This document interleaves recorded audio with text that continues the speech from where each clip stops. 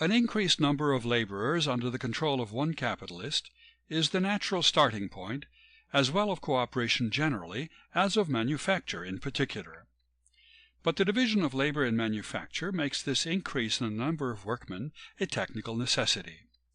The minimum number that any given capitalist is bound to employ is here prescribed by the previously established division of labor. On the one hand, the advantages of further division are obtainable only by adding to the number of workmen, and this can be done only by adding multiples of the various detail groups.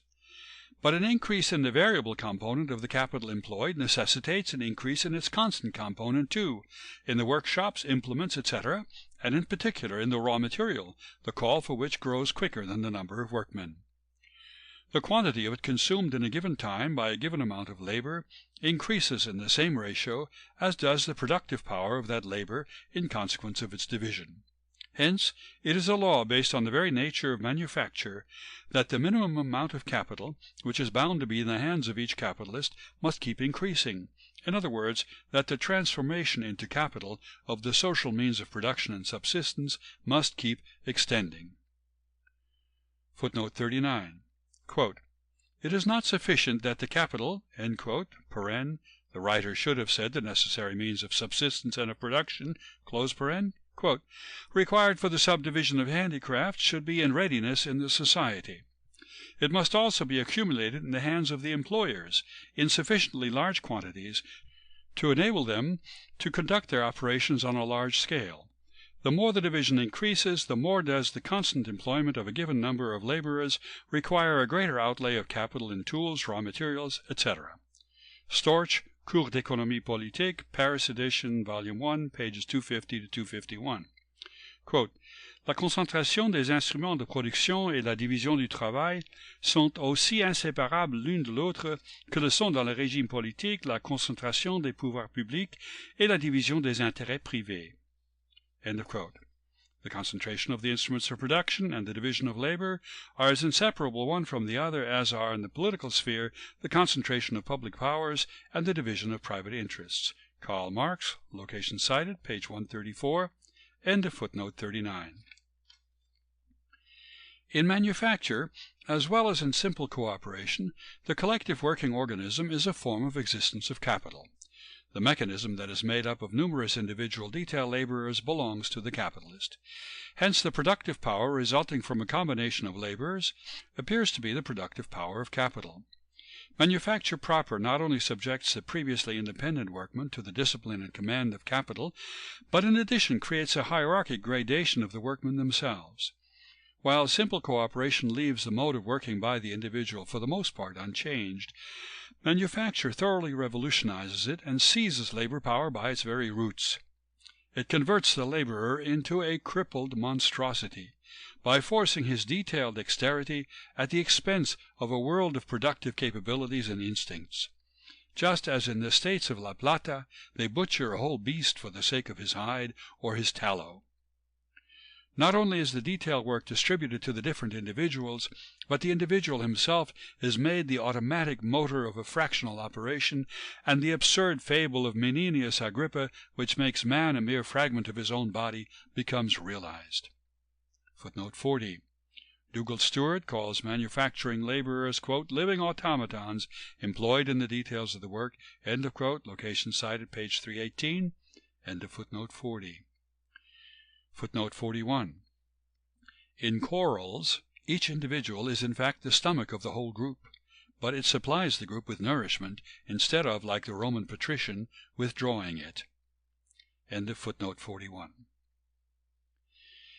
If at first the workman sells his labor power to capital because the material means of producing a commodity fail him, now his very labor power refuses its services unless it has been sold to capital. Its functions can be exercised only in an environment that exists in the workshop of the capitalist after the sale. By nature unfitted to make anything independently, the manufacturing laborer develops productive activity as a mere appendage of the capitalist's workshop. Footnote 42. Quote, "L'ouvrier qui porte dans ses bras tout un métier peut aller partout exercer son industrie et trouver des moyens de subsister. L'autre, the manufacturing laborer, n'est qu'un accessoire qui, séparé de ses confrères, n'a plus ni capacité ni indépendance et qui se trouve forcé d'accepter la loi qu'on juge à propos de lui imposer. End of quote. The worker who is the master of a whole craft can work and find the means of subsistence anywhere. The other, the manufacturing laborer, is only an appendage who, when he is separated from his fellows, possesses neither capability nor independence, and finds himself forced to accept any law it is thought fit to impose. Storch, location cited, Petersburg edition 1815, volume 1, page 204, end of footnote 42. As the chosen people bore in their features the sign manual of Jehovah, so division of labor brands the manufacturing workman as the property of capital. The knowledge, the judgment, and the will, which, though in ever so small a degree, are practiced by the independent peasant or handicraftsman, in the same way as the savage makes the whole art of war consist in the exercise of his personal cunning, these faculties are now required only for the workshop as a whole. Intelligence in production expands in one direction because it vanishes in many others. What is lost by the detail laborers is concentrated in the capital that employs them. Footnote 43. A. Ferguson, location cited, page 281, quote, the former may have gained what the other has lost, end of quote, end of footnote 43. It is a result of the division of labor in manufactures that the laborer is brought face to face with the intellectual potencies of the material process of production as the property of another and as a ruling power. This separation begins in simple cooperation, where the capitalist represents to the single workman the oneness and the will of the associated labor. It is developed in manufacture, which cuts down the laborer into a detail laborer. It is completed in modern industry, which makes science a productive force distinct from labor and presses it into the service of capital.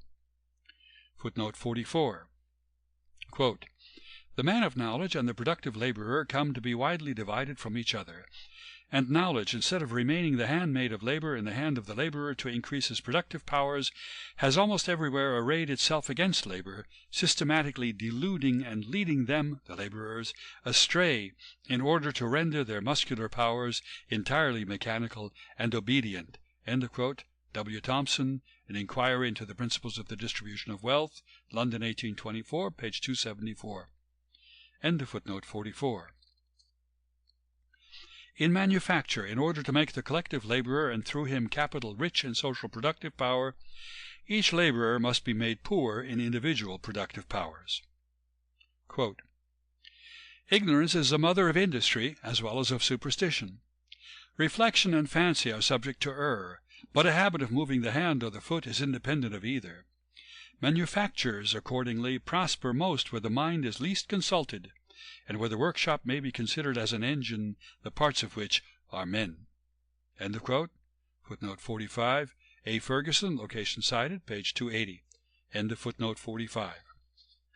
As a matter of fact, some few manufacturers in the middle of the 18th century preferred for certain operations that were trade secrets to employ half-idiotic persons. Footnote 46. J.D. Tuckett, A History of the Past and Present State of the Laboring Population, London, 1846. End of footnote 46. Quote, the understandings of the greater part of men, says Adam Smith, are necessarily formed by their ordinary employments. The man whose whole life is spent in performing a few simple operations has no occasion to exert his understanding. He generally becomes as stupid and ignorant as it is possible for a human creature to become. End of quote. After describing the stupidity of the detail laborer, he goes on, quote, the uniformity of his stationary life naturally corrupts the courage of his mind.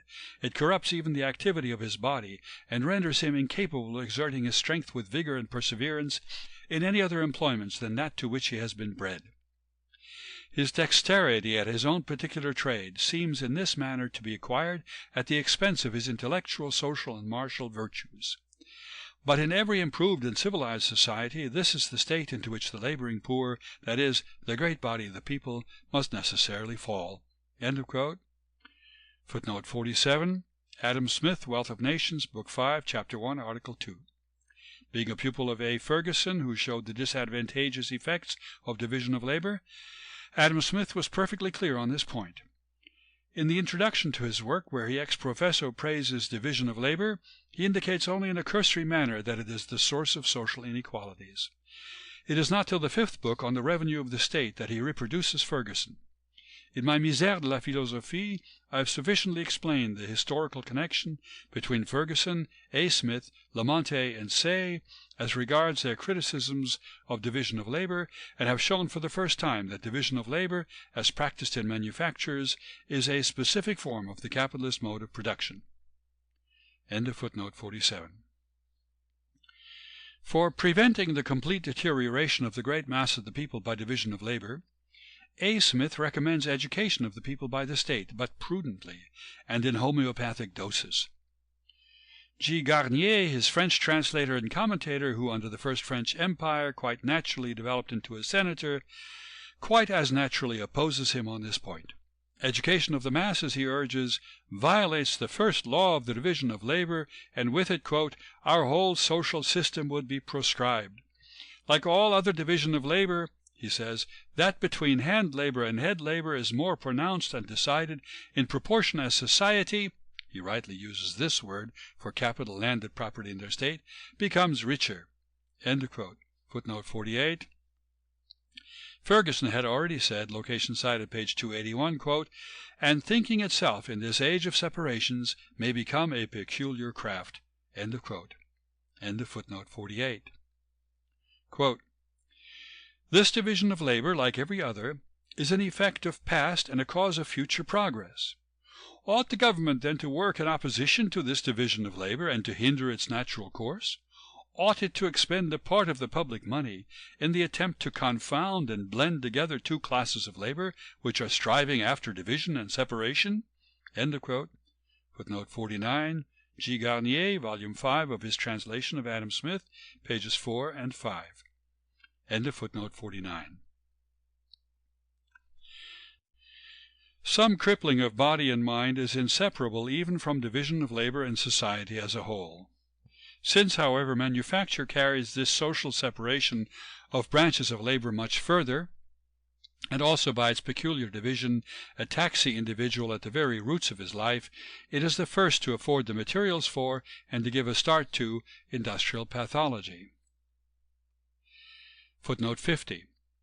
Ramazzini, professor of practical medicine at Padua, published in 1713 his work De Morbis Artificum, which was translated into French 1781, reprinted 1841 in the Encyclopédie des Sciences Médicales, 7e 10 auteurs classiques.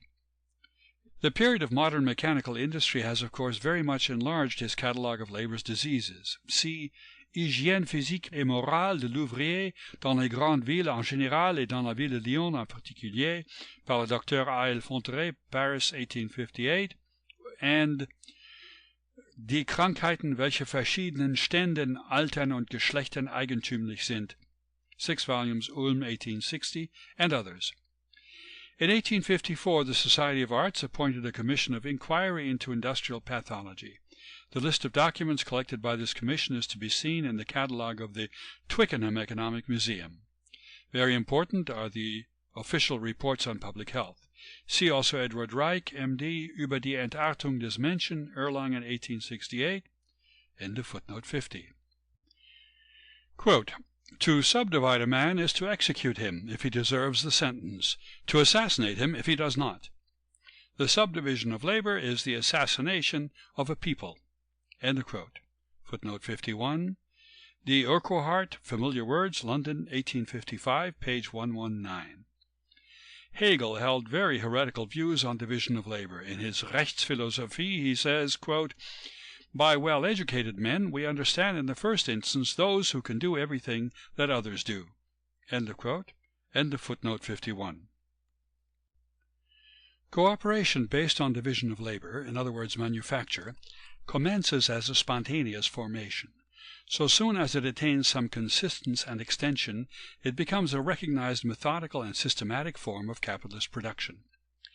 History shows how the division of labor peculiar to manufacture, strictly so called, acquires the best adapted form at first by experience, as it were behind the backs of the actors, and then, like the guild handicrafts, strives to hold fast to that form when once found, and here and there succeeds in keeping it for centuries.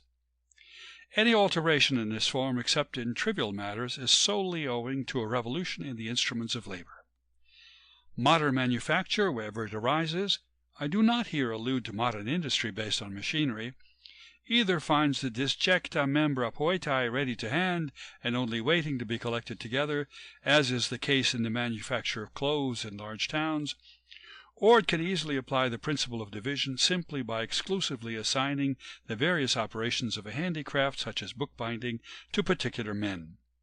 In such cases a week's experience is enough to determine the proportion between the numbers of the hands necessary for the various functions. Footnote 52. The simple belief in the inventive genius exercised a priori by the individual capitalist in division of labor exists nowadays only among German professors of the stamp of Herr Roche, who, to recompense the capitalist from whose Jovian head division of labor sprang ready formed, dedicates to him, quote, various wages, end of quote, diverse Arbeitslöhne. The more or less extensive application of division of labor depends on length of purse, not on greatness of genius. End of footnote 52. By decomposition of handicrafts, by specialization of the instruments of labor, by the formation of detail laborers, and by grouping and combining the latter into a single mechanism, division of labor in manufacture creates a qualitative gradation and a quantitative proportion in the social process of production. It consequently creates a definite organization of the labor of society, and thereby develops at the same time new productive forces in the society. In its specific capitalist form, and under the given conditions it could take no other form than a capitalistic one, manufacture is but a particular method of begetting relative surplus value, or of augmenting at the expense of the laborer the self-expansion of capital, usually called social wealth, quote, wealth of nations, end quote, etc. It increases the social productive power of labor, not only for the benefit of the capitalist instead of for that of the laborer, but it does this by crippling the individual laborers. It creates new conditions for the lordship of capital over labor. If therefore on the one hand it presents itself historically as a progress and as a necessary phase in the economic development of society, on the other hand it is a refined and civilized method of exploitation. Political economy, which as an independent science first sprang into being during the period of manufacture, views the social division of labor only from the standpoint of manufacture, and sees in it only the means of producing more commodities with a given quantity of labor, and consequently of cheapening commodities and hurrying on the accumulation of capital. Footnote 53. The older writers like Petty and the anonymous author of Advantages of the East India Trade bring out the capitalist character of division of labor as applied in manufacture more than Adam Smith does. End of footnote 53. In most striking contrast with this accentuation of quantity and exchange value is the attitude of the writers of classical antiquity, who hold exclusively by quality and use value. Footnote 54. Amongst the moderns may be excerpted a few writers of the 18th century, like Beccaria and James Harris, who with regard to division of labor almost entirely follow the ancient. Thus Beccaria, quote, ciascuna prova con l'esperienza che applicando la mano e l'ingegno sempre allo stesso genere di opere e di prodotte e li più facili, più abbondanti e migliori ne tracca risultati di quello che se ciascuno isolatamente le cose tutte a se necessarie soltanto facesse, dividendosi in tal maniera per la comune e privata utilità gli uomini in varie classi e condizioni. End of quote. Everyone knows from experience that if the hands and the intelligence are always applied to the same kind of work and the same products, these will be produced more easily in greater abundance and in higher quality than if each individual makes for himself all the things he needs. In this way men are divided up into various classes and conditions to their own advantage and to that of the commodity. Cesare Beccaria, Elementi di Economia Pubblica, Edizione Custodi, Parte Moderna, Volume 11, page 29. James Harris, afterward Earl of Malmesbury, celebrated for the diaries of his embassy at St. Petersburg, says in a note to his Dialogue Concerning Happiness, London 1741, reprinted afterwards in 3 Treatises, 3rd edition, London 1772, quote, "The whole argument to prove society natural, i.e. by division of employments, is taken from the second book of Plato's Republic." End of quote. End of footnote 54. In consequence of the separation of the social branches of production, commodities are better made, the various bents and talents of men select a suitable field, and without some restraint no important results can be obtained anywhere. Footnote 55. Thus in the Odyssey 14:228, allos gar taloisen aner epiterpetai ergois, for different men take joy in different works, and Archilochus in Sextus Empiricus, allos allo ep ergo cardin iainetai, men differ as to things cheer their hearts. End of footnote 55. Footnote 56. Pol epistato erga xaxos depistato panta. He could do many works, but all of them badly. Homer. Every Athenian considered himself superior as a producer of commodities to a Spartan, for the latter in time of war had men enough at his disposal, but could not command money, as Thucydides makes Pericles say in the speech inciting the Athenians to the Peloponnesian War. Samasi te etoi moteroi oi autonergoi ton anthropon I cremasi polemein. People producing for their own consumption will rather let war have their bodies than their money. Thucydides 1:1 c. 41. Nevertheless, even with regard to material production, autarkia or self-sufficiency, as opposed to division of labor, remained their ideal. Paron gar to oi par touton kai to autores. For with the latter there is well-being, but with the former there is independence. It should be mentioned here that at the date of the fall of the 30 tyrants, there were still not 5,000 Athenians without landed property.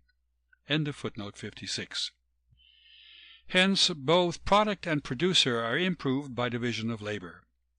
If the growth of the quantity produced is occasionally mentioned, this is only done with reference to the greater abundance of use values. There is not a word alluding to exchange value or to the cheapening of commodities. This aspect, from the standpoint of use value alone, is taken as well by Plato, who treats division of labor as the foundation on which the division of society into classes is based, as by Xenophon, who, with characteristic bourgeois instinct, approaches more nearly to division of labor within the workshop. Footnote 57. With Plato, division of labor within the community is a development from the multifarious requirements and the limited capacities of individuals. The main point with him is that the laborer must adapt himself to the work, not the work to the laborer, which latter is unavoidable if he carries on several trades at once, thus making one or the other of them subordinate. Ugar ethelai to pratomenon ten tu pratonios solen perimenein, alanake ton pratonta to pratomeno epakoluthein meen parergu mere. Anake. Ec de tuton pleo te casta gignetai, kai kalion kai raon, otan es en kai ophisin, kai en kairo, sholen ton alon agon, prate. For the workman must wait upon the work. It will not wait upon his leisure and allow itself to be done in a spare moment. Yes, he must. So the conclusion is that more will be produced of everything, and the work will be more easily and better done, when every man is set free from all other occupations to do at the right time the one thing for which he is naturally fitted. Republic 1:2, edition Bader, Aurelian Company. So in Thucydides' location cited, C-142, quote, "Seafaring is an art like any other, and cannot, as circumstances require, be carried on as a subsidiary occupation. Nay, other subsidiary occupations cannot be carried on alongside of this one." End of quote. If the work, says Plato, has to wait for the laborer, the critical point in the process is missed and the article is spoiled. Ergo kairon diolutai. If someone lets slip. The same Platonic idea is found recurring in the protest of the English bleachers against the clause in the Factory Act that provides fixed meal times for all operatives. Their business cannot wait the convenience of the workmen, for, quote, in the various operations of singeing, washing, bleaching, mangling, calendaring, and dyeing, none of them can be stopped at a given moment without risk of damage. To enforce the same dinner hour for all the workpeople might occasionally subject valuable goods to the risk of danger by incomplete operations. End of quote. Le platonisme, où va-t-il se nicher? Where will Platonism be found next? End of footnote 57.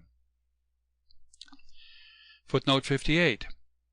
Xenophon says, it is not only an honor to receive food from the table of the king of Persia, but such food is much more tasty than other food. Quote, and there is nothing wonderful in this, for as the other arts are brought to special perfection in the great towns, so the royal food is prepared in a special way. For in the small towns the same man makes bedsteads, doors, ploughs, and tables. Often, too, he builds houses into the bargain, and is quite content if he finds custom sufficient for his sustenance. It is altogether impossible for a man who does so many things to do them all well. But in the great towns, where each can find many buyers, one trade is sufficient to maintain the man who carries it on. Nay, there is often not even need of one complete trade, but one man makes shoes for men, another for women. Here and there one man gets a living by sewing, another by cutting out shoes. One does nothing but cut out clothes, another nothing but sew the pieces together. It follows necessarily, then, that he who does the simplest kind of work undoubtedly does it better than anyone else. So it is with the art of cooking. End of quote. Xenophon, Sirop 1:8 c2. Xenophon here lays stress exclusively upon the excellence to be attained in use value, although he well knows that the gradations of the division of labor depend on the extent of the market. End of footnote 58. Plato's Republic, insofar as division of labor is treated in it as the formative principle of the state, is merely the Athenian idealization of the Egyptian system of castes, Egypt having served as the model of an industrial country to many of his contemporaries also, amongst others to Isocrates, and it continued to have this importance to the Greeks of the Roman Empire. Footnote 59. He, Busiris, divided them all into special castes, commanded that the same individuals should always carry on the same trade, for he knew that they who change their occupations become skilled in none, but that those who constantly stick to one occupation bring it to the highest perfection. In truth, we shall also find that in relation to the arts and handicrafts they have outstripped their rivals more than a master does a bungler, and the contrivances for maintaining the monarchy and the other institutions of their state are so admirable that the most celebrated philosophers who treat of this subject praise the constitution of the Egyptian state above all others.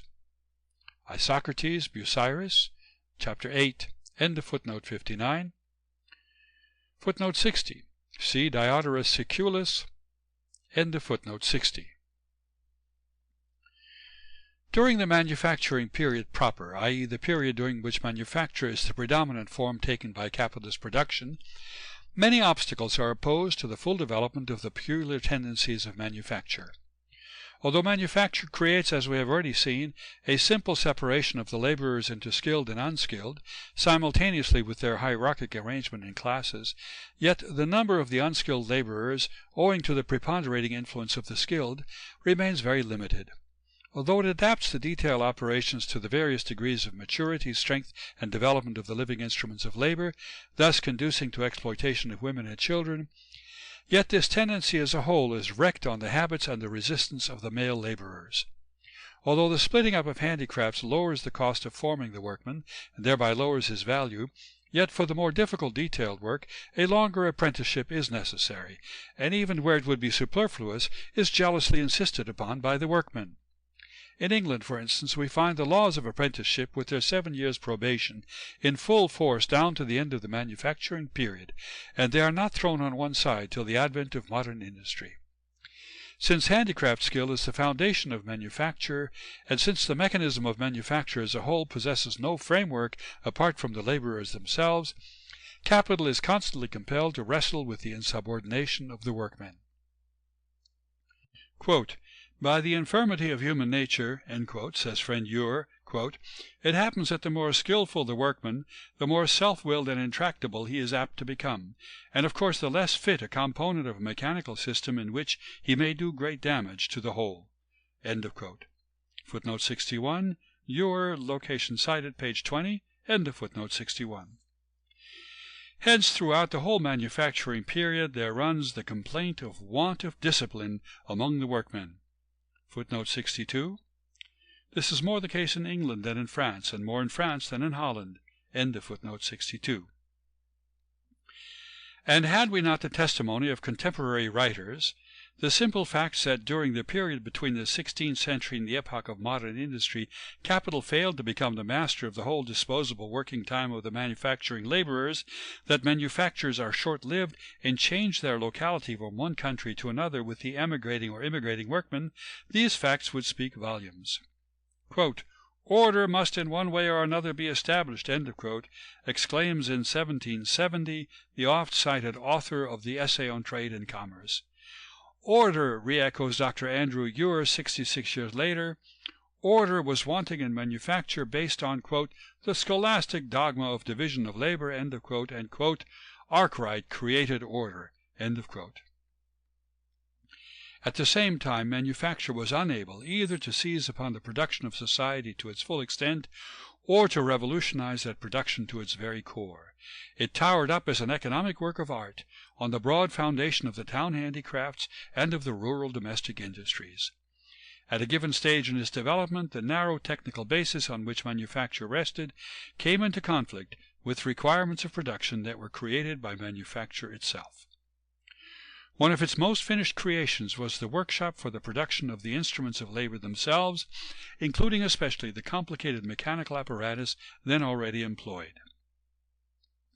A machine factory, says Ure, quote, "displayed the division of labor in manifold gradations, the file, the drill, the lathe, having each its different workmen in the order of skill," end of quote, page 21. This workshop, the product of the division of labor in manufacture, produced in its turn machines. It is they that sweep away the handicraftsman's work as the regulating principle of social production. Thus, on the one hand, the technical reason for the lifelong annexation of the workman to a detail function is removed. On the other hand, the fetters that this same principle laid on the dominion of capital fall away.